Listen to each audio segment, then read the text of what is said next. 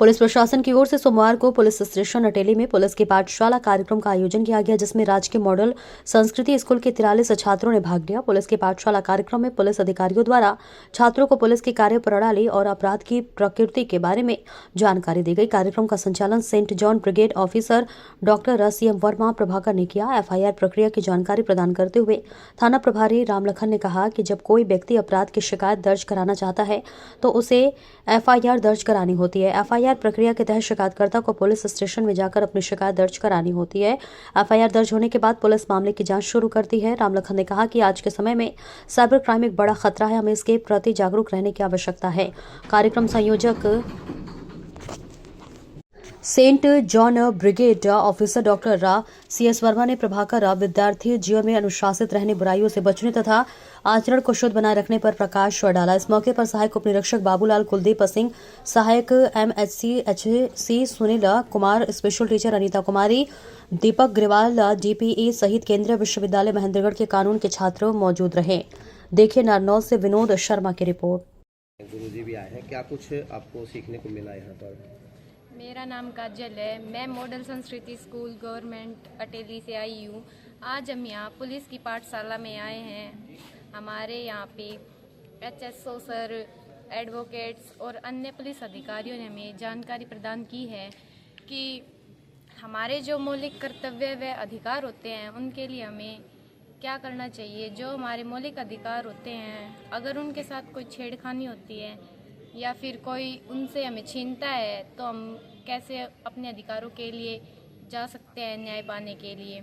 और हमारे यहाँ पे संविधान के बारे में और जो यहाँ पे जो कार्रवाई की जाती है कि कैसा केस है, उसके अनुसार जो कार्रवाई होती है उसके बारे में आज हमें यहाँ पे बताया गया है।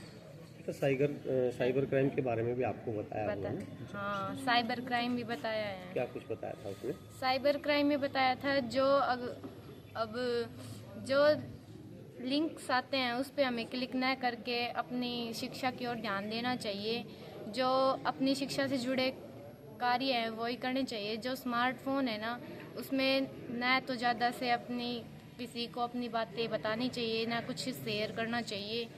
साइबर क्राइम ज़्यादा बढ़ रहा है, इस कारण बस अक्सर लोग लिंक्स भेजते हैं और हम उन पे क्लिक करके अपनी कुछ जानकारी दे देते हैं, जिस कारणवश हमारे पैसे उनके पास चले जाते हैं। ठीक है बेटा अपना परिचय दें और आज कानून की पाठशाला में आपने क्या कुछ सीखा है वो बताएं।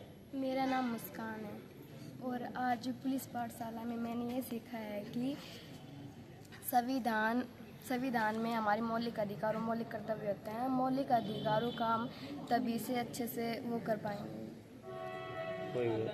और पालन कर पाएंगे जब हम मौलिक कर्तव्यों का थोड़ा पालन करेंगे। ऐसे अगर हम मौलिक कर्तव्यों का पालन नहीं करेंगे तो हमें मौलिक अधिकार भी अच्छे से नहीं मिल पाएंगे। तो भूल जाओ कैमरे हैं। पुलिस पाठशाला, कानूनी पाठशाला में आप यहाँ आए, किस तरह से बच्चों को सीखने को मिला यहाँ पर? जी नमस्कार, मैं doctor CS Verma Prabhakar, Saint John brigade officer, block coordinator Ateli से। आज पुलिस की पाठशाला कार्यक्रम के अंतर्गत हमारे बीच मॉडल संस्कृति स्कूल अटेली मंडी के बच्चे आए हैं। आज के कार्यक्रम में पुलिस के ऑफिसर्स, SHO महोदय और यहाँ पे आए हुए एडवोकेट्स ने हमारे बच्चों को संवैधानिक जानकारियाँ प्रदान की हैं, कानून की सामान्य जानकारियाँ प्रदान की हैं कि किस प्रकार से हमारा कानून काम करता है। संविधान में हमें मौलिक कर्तव्य दिए हैं, मौलिक अधिकार दिए हैं। ये सिक्के के दो पहलू हैं। जब हम अपने कर्तव्य का ईमानदारी से निर्वहन करते हैं तो ये हम अधिकारों की मांग कर सकते हैं। बच्चों ने सीखा साइबर क्राइम के बारे में जो बढ़ रहा है दिन प्रतिदिन, उससे बचने के लिए हमारे SHO साहब ने बच्चों को बताया। एडवोकेट्स महोदय ने भी हमारे अधिकारों की रक्षा के लिए सुप्रीम कोर्ट तक जाने की बात बताई है कि वहाँ पे अधिकारों के संरक्षण के लिए हम अपने सुप्रीम कोर्ट तक जा सकते हैं। बच्चों ने बहुत ही ज्ञानवर्धक बातें आज के कार्यक्रम से सीखी। हम अपने परिचय से आप शुरू करेंगे। मैं मॉडल संस्कृति स्कूल से स्पेशल टीचर अनीता।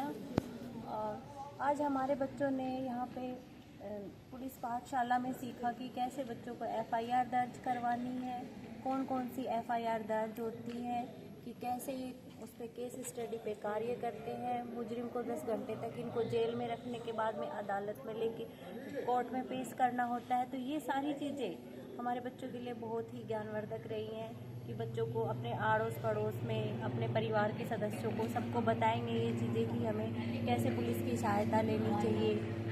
अगर हमारे साथ में कोई साइबर क्राइम हो जाता है तो उसके बारे में भी इन्होंने बताया कि कैसे हमें कौन सी एफआईआर कहाँ पे दर्ज करवानी है।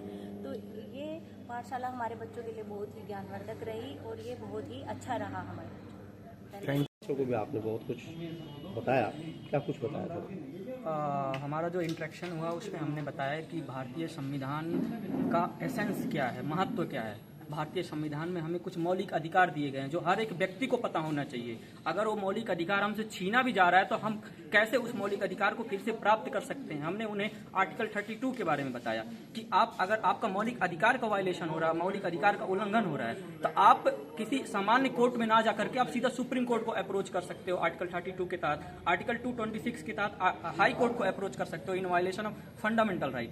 फिर हमने बताया कि हमारे देश में 26 जनवरी को रिपब्लिक डे क्यों मनाया जाता है। हमने उन्हें कंपैरेटिव रूप से बताया कि इंग्लैंड एक डेमोक्रेटिक कंट्री है पर रिपब्लिक नहीं है, लेकिन हमारा देश रिपब्लिक भी है, डेमोक्रेटिक है। क्यों रिपब्लिक है? हमने इसका एसेंस बताया कि हमारे देश का जो मुखिया है, कॉन्स्टिट्यूशनल हेड है, प्रेसिडेंट को माना जाता है और प्रेसिडेंट को हम डायरेक्शन के थ्रू चुनते हैं, इलेक्शन के थ्रू चुनते हैं। लेकिन वहीं पे इंग्लैंड में अभी भी रानी का कंसेप्ट कंटिन्यू है, तो इसलिए हमारे देश को रिपब्लिक बोला जाता है और उनके देश को रिपब्लिक नहीं बोला जाता है। Thank you sir. Thank you.